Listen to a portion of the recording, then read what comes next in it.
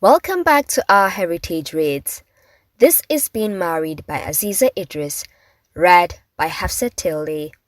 Episode 6, Whispers in the Shadows. Sometimes, what breaks a home isn't spoken. Sometimes, it's whispered in shadows. And sometimes, silent forces shape our lives in ways no one can name. What lingers between Sadauki and Hawa may not be theirs alone. Inna lillahi wa inna ilayhi raji'un. Hawa'u, what sort of a woman are you? How can you keep those? Now everything is making sense. And if I'm not mistaken, then you are definitely in some serious problem. Someone is trying to harm you if the harm has not already been done. Hawa'u's eyes bulged out. Inabiba, what are you talking about? I think someone has come between you and Sadauki in the meanest way possible. Now you may all have your shortcomings, but most of the things happening must have been instigated between you two. Look at how he outrightly refused to come for you and Sa'ima when you have given birth to her. The way he treated you despite him being a caring husband before then. Malam must know about this. Hawa let out a nervous laugh. Now, I will agree with Inna. You must be imagining things in Nabiba. What have I done for someone to do such a cruel thing to me? No, I don't think so. Maybe the herbs were from Adatneighbor too. When she comes, we will ask her. Inabiba glared at her. You think I am cooking this up? It is time you opened your eyes. It has been long that I have my suspicions of foul play between you and Aliyu, and now that you've said this, we must do something about it. Let Malam come home. Hawa watched as her stepmother left Inna's room, her stomach suddenly tied up in knots. If what Inabiba said was true, did that mean she had been backstabbed? How sure were they it was Sophia?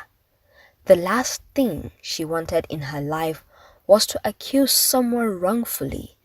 The woman had been nothing but kind to her. The most important question that imploded her was, did that mean somewhere in there Aliyu still had some feelings for her? No, she didn't want to go that way. She was already too hurt to reignite that inkling of hope that should be left unvisited. Then his words came back to her. He had already told her she was only embarrassing herself. She will do nothing that would cause her further embarrassment. Foul play or not, she was done marrying Aliyu, and she felt the rightness of her decision solidifying more within her. May Allah grant him shifa if something was performed on him. She knew there was nothing wrong with her because she felt perfectly normal, except for the burning fever that was threatening to take her to the next life any time. She heard Sa'ima's gurgle beside her, her legs kicking up in the air. She wiped the tears that slid down her ears and turned to her daughter, patting her little tummy gently to lull her back to sleep. But she knew it was her playtime and she wouldn't be going back soon. 2 days later, after a rigorous dose of medication, Hawa bounced back on her feet. Her sister Aibatu came to visit from Gashwa, where she resided with her husband and 2 kids, Kabir, who was 4, and Hafsa, who was 1.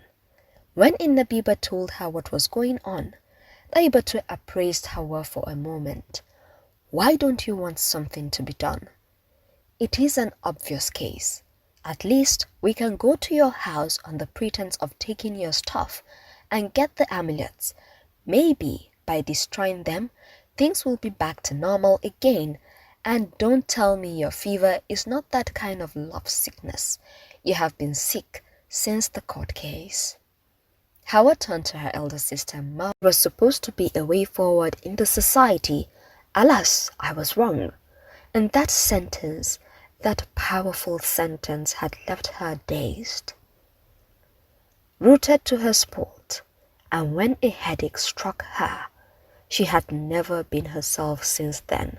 She didn't tell anyone about Aliyu's accusation, and each day when they went for a proceeding, her courage had ebbed by the minute, until it remained a thin shred of a thread.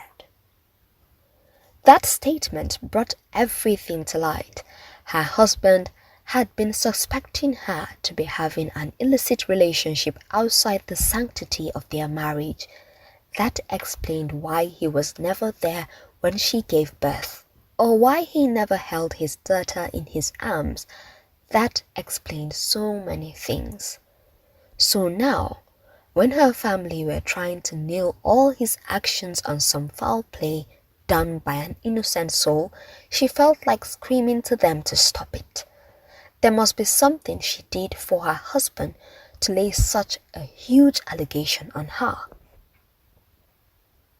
He just couldn't have concocted everything on his own. But thinking back to her life back at his house, she was never the one to always go out. She was always a homebody with very limited friends to visit.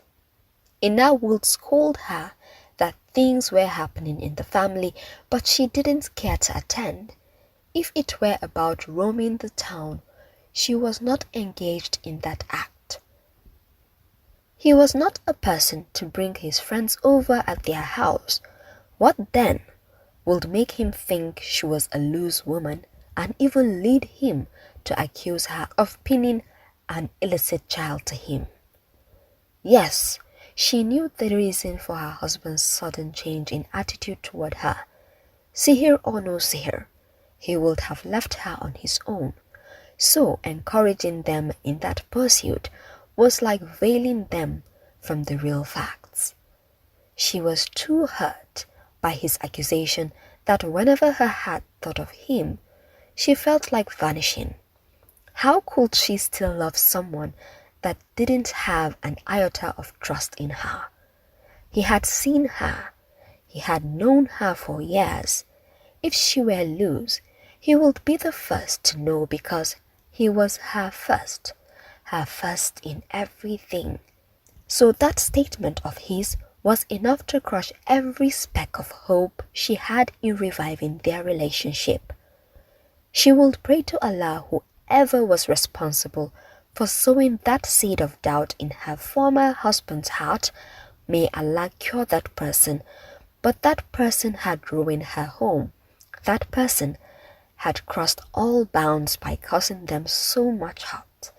Now, they had come unhitched.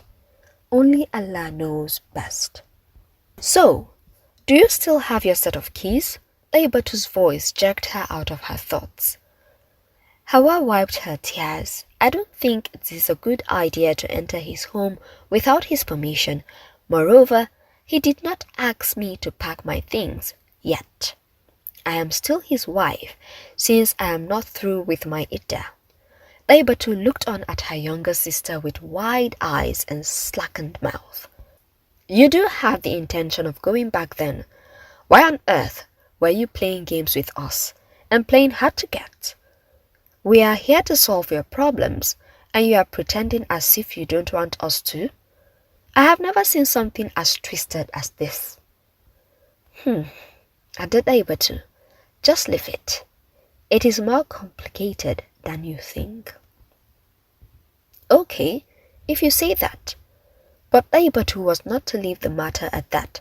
The next morning, she set out for Alhaji Gimba's house, where she went to see Umma and explain their insight.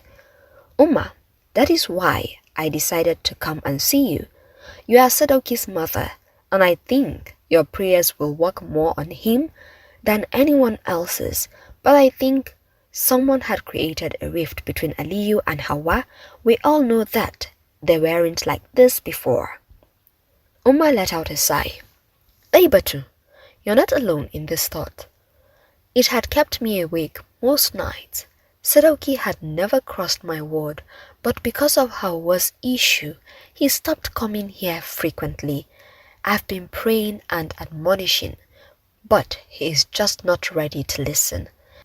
And he won't tell us what she did wrong to him up until now that I am talking to you. He left this room an hour ago, but what are we to do than wait for Allah's plans to pan out? Aibatu let out a sigh. That is true, Ummah. Thank you for this. May Allah bring out the best out of this. She left Ummah's house dejected, not knowing what to do about the issue. She felt like she had failed her sister, but she was not giving up. She would have a talk with their father, Malam Hamma. They needed to take things seriously. She could see her sister's silent plea. And if there was anything they could do to help, then they wouldn't stand by and watch. Not every silence is empty. Not every wound is born of love. And not every hand that breaks a home is sin. You've been listening to Being Married by Aziza Idris, read by Hafsat Tilde, only on Our Heritage Reads. Until the next chapter, some truths stay hidden until they choose to speak.